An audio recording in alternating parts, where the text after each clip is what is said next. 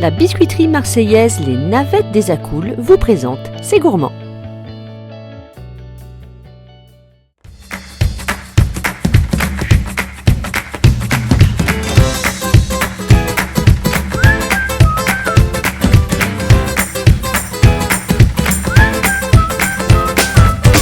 Bonjour à tous et bienvenue dans C'est gourmand. Je suis ravie de vous retrouver pour une nouvelle saison, une nouvelle année évidemment. Donc très bonne année à vous tous.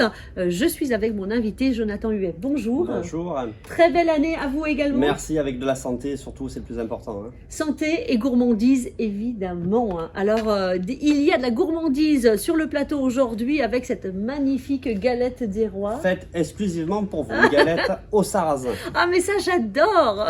Est-ce que vous saviez que j'étais bretonne? Absolument pas, c'était vraiment... C'est le hasard? C'est absolument le hasard. Ça me remplit de joie. Elle sent tellement bon et nous allons évidemment pouvoir la goûter en fin Bien sûr, d'émission. tout à fait, tout à fait. Génial. Elle est à quoi cette galette? Alors, galette avec un feuilletage au sarrasin, Oui.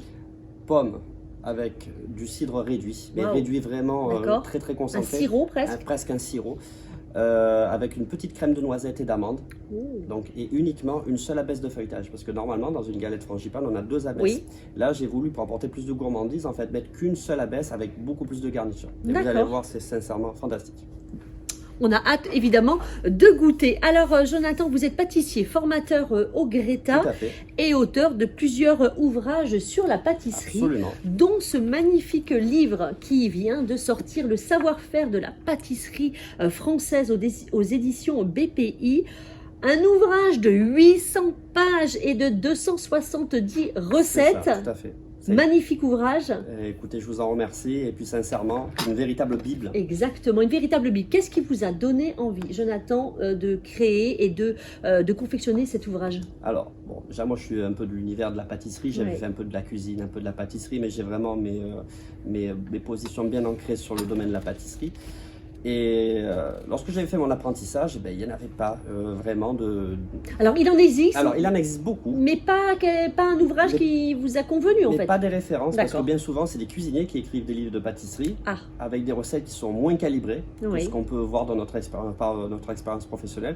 Et là, je me suis dit, j'en ai marre, il faut vraiment qu'on fasse un ouvrage fait par un pâtissier, vu par un pâtissier, avec des nouvelles ce qui techniques. paraît évident. Tout à fait. De manière tout à fait contemporaine, avec des recettes moins sucrées, moins grasses, en essayant de respecter un petit peu l'équilibre diététique et en apportant une pâte un peu contemporaine. Je proviens un peu de la maison Mathiasi, que Oui.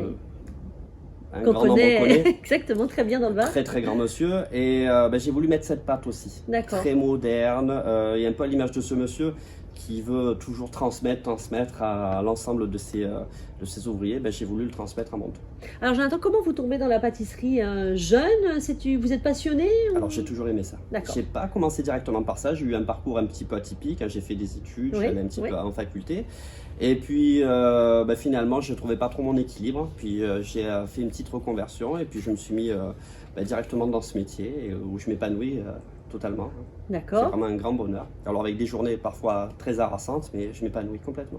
Alors justement, avec votre CAP pâtisserie en poche, puis d'autres examens, en 2010, donc vous rejoignez évidemment la maison Mathiasi, donc Absolument. célèbre pâtisserie, chocolaterie dans le Var et membre de Relais Dessert. Mhm. Qu'est-ce que va vous apporter la famille Mathiasi, j'ai envie de dire?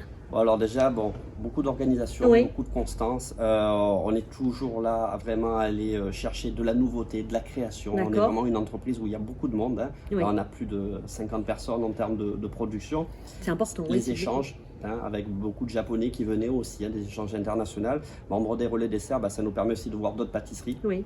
Ça, c'est très important. Et toujours cet esprit de transmission, d'échange. Et au niveau des recettes, c'est vrai que toutes les années, les recettes étaient recalibrées suite à des échanges ou à des séminaires avec les relais desserts. Il y a d'autres éléments qui évoluaient.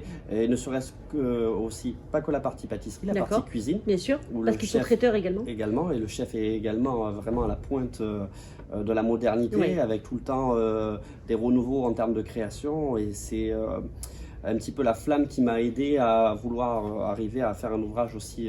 Alors vous de avez cette fait, importance. quand vous étiez chez eux d'ailleurs, chez les Mathiasi, vous avez fait des stages professionnels où vous vous Absolument. êtes également vous perfectionné. Tout à fait. C'était important pour vous Ah, c'était très important. d'aller hein. un peu plus loin? Et bien sûr, histoire d'apporter aussi quelque chose d'autre à l'entreprise Oui. à l'époque, et même pour moi personnel. Donc j'étais allé à l'ENSP, à l'école Élie Saint-Jean, chez Bellouet Conseil, la très belle école dirigée par M. Perruchon. Oui. Et là, bon, réellement, vous avez des stages qui sont très calibrés. Ça m'a aussi beaucoup aidé pour la conception de cet ouvrage, sincèrement. Depuis 2015, vous êtes donc formateur en Oui. tant que chef pâtissier donc, à l'Institut du Greta. C'est ça. C'était presque une évidence. Vous aussi, échanger, transmettre, C'était le but. se perfectionner, C'était perfectionner les autres. Tout à fait. Être vraiment dans une continuité de l'échange, de la transmission, tout en gardant un savoir-faire. C'est pour ça d'ailleurs que l'ouvrage s'appelle Le savoir-faire de la pâtisserie française, parce que je suis attaché quand même à ces valeurs. Et il faut transmettre. Il ne faut pas conserver ces recettes sous clé. Il faut pour que le métier évolue, il faut toujours aller de l'avant, pouvoir échanger avec tout un nombre de personnes. Les sensibilités sont importantes. Alors parlez-nous justement de cette Bible. On l'a dit, 800 pages, plus de 270 recettes, des techniques, des préparations de base, des matières premières, et ensuite toutes des recettes évidemment tout autour de la pâtisserie, la viennoiserie, les brioches très en vogue en ce moment. Qu'est-ce qu'on retrouve justement comme technique?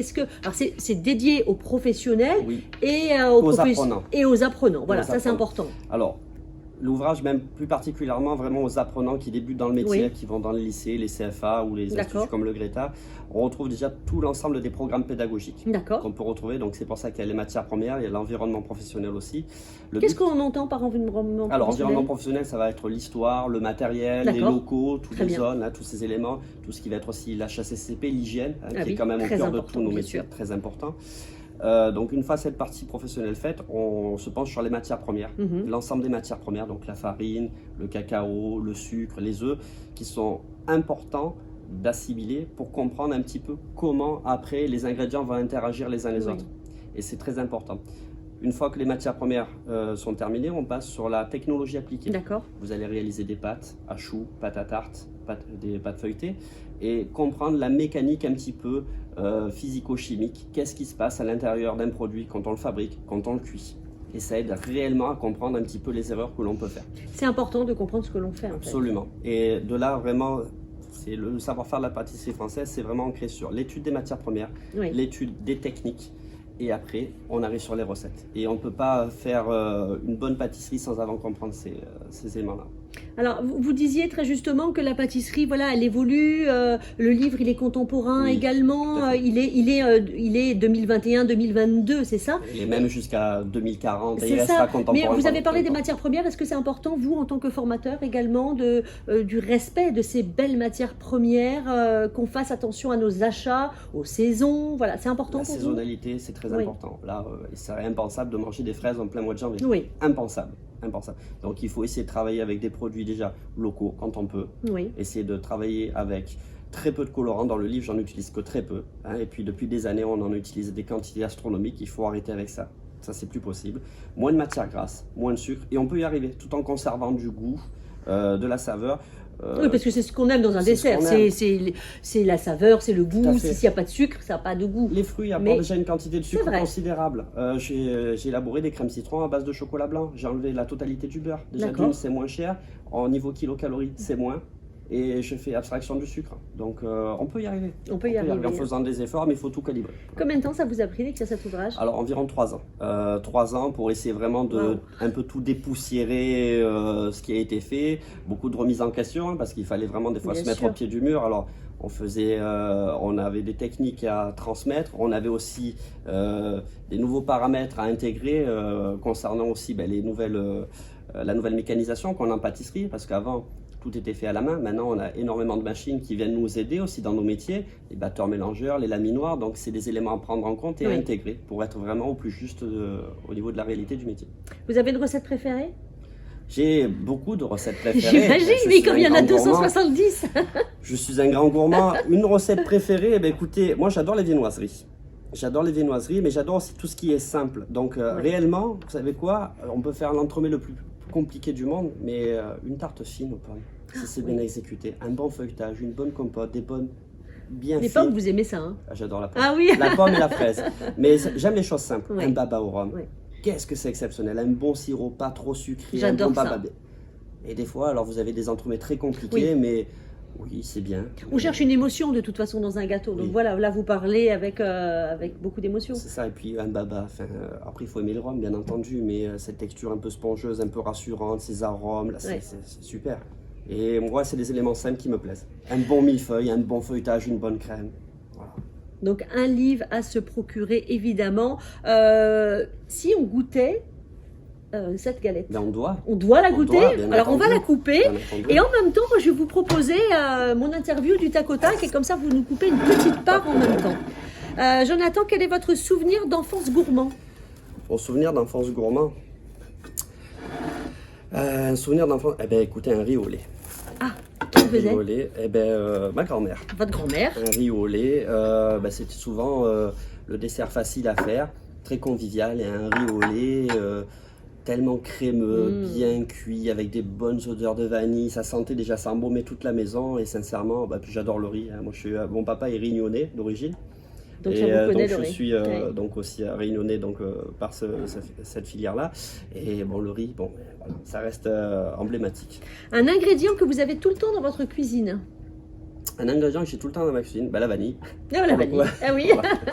La vanille, incontournable, je pourrais en mettre de partout. Ouais. Sincèrement, c'est très aromatique. Bon, un peu moins maintenant parce que ça devient cher, mais Très cher, voilà. mais bon, c'est très très Tout à bon. fait. Un livre de cuisine, alors j'allais dire à nous conseiller, évidemment, si c'est pas... Un livre de cuisine à vous Oui. conseiller, le mien. Bah évidemment, Non, après, il y en a eu beaucoup, mais parce que quand vous étiez plus jeune, il y a un livre qui vous a un peu marqué aussi, qui vous a peut-être donné envie d'écrire. bizarrement, je vais rester chez BPI, la cuisine de référence. D'accord. Parce que, bon, j'ai fait un peu de cuisine, un peu de pâtisserie, mais c'est un livre qui est très bien structuré. Oui. Je me suis un peu inspiré aussi de cette architecture. Vous apprenez tout, des matières premières aux techniques, aux recettes, très élaboré. Oui. Et en pâtisserie, bon, après il y a des très grands Ça a livres peut-être comme... été quelque part déclencheur aussi. oui, ça un aussi. livre, Après, j'ai beaucoup suivi Monsieur Pierre Hermé, Oui. Monsieur Christophe Michalak, Oui. tout ça, qui sont pour moi des personnes incontournables. Les ouvrages de Pierre Hermé, je les ai tous lus, relus, relus, parce que c'est vraiment des choses, lui, un peu comme ma façon de penser, il est au cœur des produits. C'est des produits avant tout. Oui. La farine, c'est un produit qui vit. Le beurre, la crème, tout ça. Et il a C'est raison. important. Et il a raison. Et c'est un monsieur qui fait pas trop de communication, qu'on n'entend pas trop, vrai. mais il a apporté énormément au métier, sincèrement. Une musique pour pâtisser. Tout, j'adore. J'adore, non, mais bon, un peu tout. Je suis bon public pour ça, hein, Ouais. voilà. Quand vous ne travaillez pas, qu'est-ce que vous aimez faire? Je fais de la pâtisserie. Non, j'adore le cinéma, mais après, ouais, je suis un amoureux de mon métier. Oui, puis vous travaillez beaucoup. Je travaille beaucoup, mais Oui. c'est pas un métier, c'est une passion. C'est Hein. une passion. Je me lève, je pense pâtisserie. Je me couche, je pense pâtisserie. Sincèrement. Il y en a qui me disent, oh, mais tu es fou. Non, ça me plaît. Et j'organise un dîner. Oui. Alors vous venez avec le dessert évidemment. Ah ben, bien Et sûr. vous pouvez venir accompagné de 2 personnes avec qui vous venez. Je viens avec vous. Et 2 autres en plus. Et 2 autres en plus. Non, je suis très ami avec la famille Mathiasi, donc je convie un des monsieur Mathiasi. On Kevin pourrait- Mathiasi, monsieur Denis Mathiasi. Très, Bon, toute la famille Mathiasi, on les Je invite. les invite tous, Ouais, et ça puis va. je vous amène le dessert. Et on verra au moment. Ça sera aux pommes à mon avis le dessert. Hein. Ou à la banane, on verra. Ah, ou à la banane. C'est très gourmand. Dessert bien chaud à la banane. Allez, on va goûter cette... Allez, je vais vous couper un petit bout, vous allez me dire ce que vous en pensez. Donc galette au sarrasin avec des pommes au cidre. Je vous laisse goûter. Elle est très très belle. Elle sent très très bon évidemment. Qu'est-ce qu'on a de la chance. Première émission de l'année avec vous. Hein. Et en plus, on se Et bonne régale. dégustation.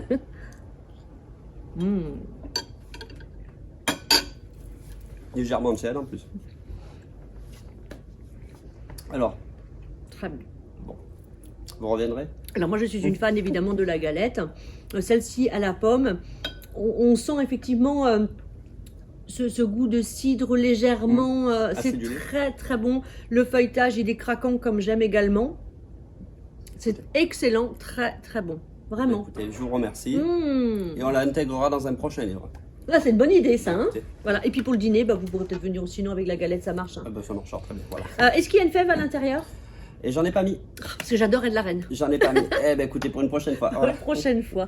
Alors, on vous rappelle, évidemment, on va reprendre le livre dans Oui. les mains, peut-être le savoir-faire Voilà, de la pâtisserie française aux éditions BPI, à trouver dans toutes les bonnes librairies et sur les sites évidemment. Absolument. Est-ce qu'il y aura des dédicaces à venir, Jonathan? Alors, on va organiser ça. Oui, bien c'est entendu, sympa, ça, bien comme ça entendu. vous permettra aussi peut-être de rencontrer Jonathan et de passer un bon moment. Il n'y a aucun problème, ça me fera très plaisir. Ça sera super sympa. C'était notre coup de cœur de la semaine. Merci à Margot qui m'a accompagnée sur l'émission. Moi, je vous dis à très vite. On se retrouve pour d'autres aventures gourmandes. Ciao, ciao.